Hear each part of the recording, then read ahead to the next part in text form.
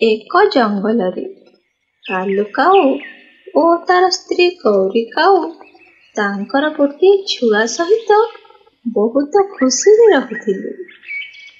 କାଲୁ କାଉ ଜଙ୍ଗଲରୁ କାଠ ଆଣି ବଜାରରେ ବିକ୍ରି କରୁଥିଲା, ଆଉ ସେଥିରୁ ଯେତିକି ରୋଜଗାର ହେଉଥିଲା ତା ପରିବାର ବହୁତ ଖୁସିରେ ଚଳି ଯାଉଥିଲା।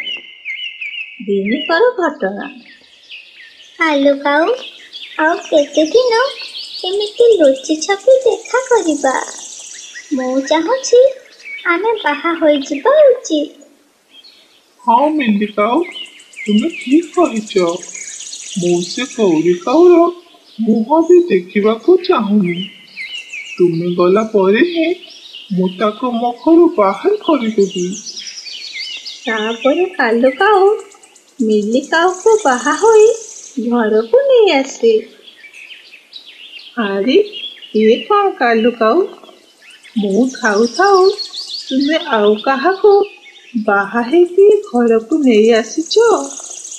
ପୁଣି ଆମର ଗୋଟିଏ ଛୋଟ ଛୁଆ ଅଛି, ତାର ଭବିଷ୍ୟତ କଣ ହେବ? ସେସବୁରେ ମୋର କିଛି ବି ଯାଏନି। ଆଜିଠୁ ତୁମେ ଏ ଘରର ସବୁ କାମ କରିବ, ଆଉ ମିଲି ଯାହା ଖାଇବାକୁ ଦେବ ତାହା ହିଁ ଖାଇବ। ବେଚାରୀ ଗୌରୀ କାଉ ଆଉ କଣ ବା କରିବ?